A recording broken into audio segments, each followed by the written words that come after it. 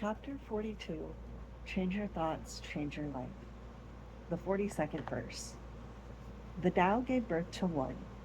One gave birth to two. Two gave birth to three. And three begat the 10,000 things. The 10,000 things carry yin and embrace yang. They achieve harmony by combining these forces. People suffer at the thought of being without parents, without food, or without work. Yet this is the very way that kings and lords once described themselves. For one gains by losing, and loses by gaining. What others taught, I teach. The violent do not die a natural death. That is my fundamental teaching. Living by melting into harmony. The beginning of this verse reiterates what Lao Tzu has been saying throughout the previous 41 sections of the Tao Te Ching.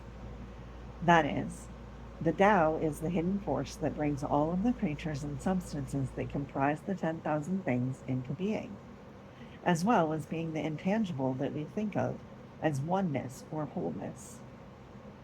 All carry and embrace the opposites of yin and yang, or the feminine and masculine principles. This verse reinforces the idea that blending these seemingly opposing forces is the way to achieving harmony.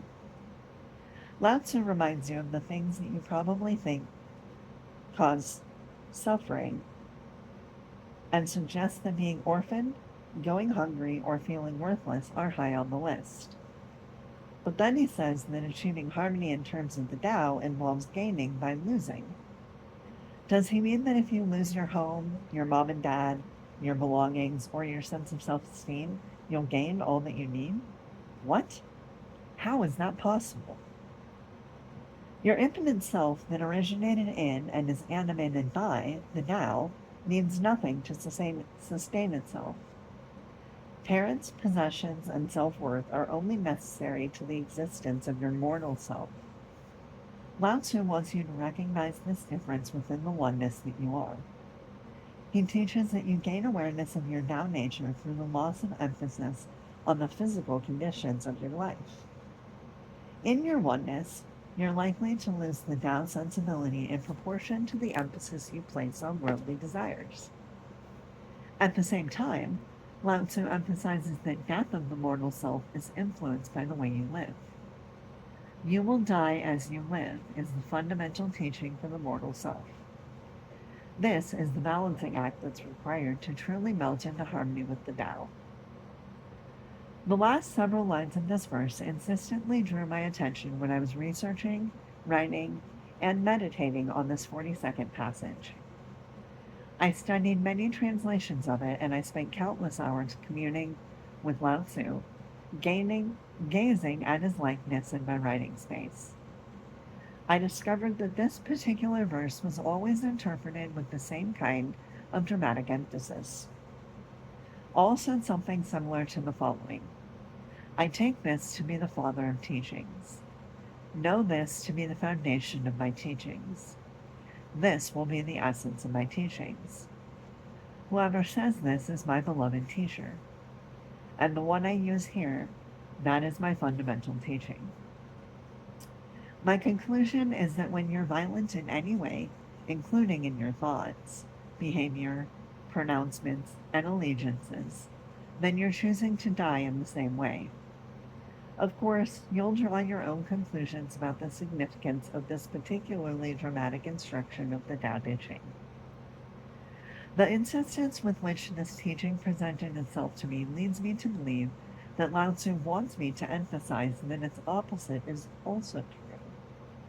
That is, a person who embraces the Tao and eschews violence and hatred will live and die naturally, which is in harmony with the perfection of the Tao. So I invite you to change the way you perceive what keeps you from harmonizing with your source. The birthing agent of all is also your ultimate place of return when you leave your body in that moment called death.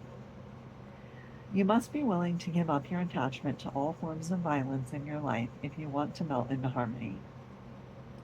Here are Lao Tzu's suggestions, written for me, for embracing this fundamental teaching of the Tao Te Ching. First, Remember that violence violates the harmony of life and death. Make a decision to live harmoniously with the Tao by removing all associations that you have with violence. Stop supporting entertainment that promotes any type of it, for instance. Monitor your vocabulary to remind yourself to remove words that direct hatred or killing toward any living creature.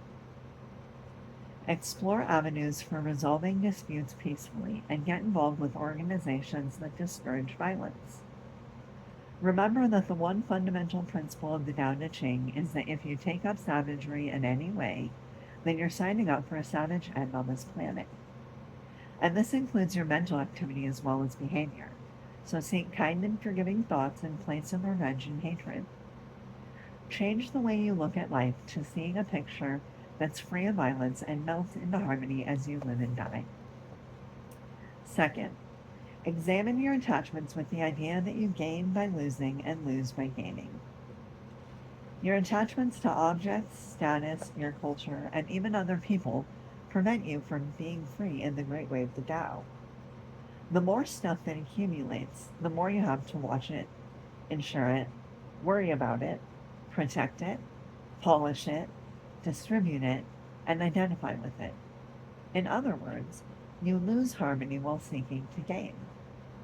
Practice giving your possessions away and loosening your need for who and what you have. Imagine strings attached to everyone and everything that you feel you own. Then symbolically cut those strings and be an observer rather than an owner. This is how you melt into harmony with the Tao. The poet Hafiz advises, start seeing everything as God, but keep it a secret. Do the Tao now. Think of one person who may have wronged you at some time in your life. Someone who abandoned or mistreated you. Someone who stole from or cheated you. Someone who abused you or spread ugly rumors about you. Spend one day putting all thoughts of revenge aside, and instead feel forgiveness and love for that individual. Notice the difference in your body when you don't have violent thoughts. This is the essential teaching of the Tao.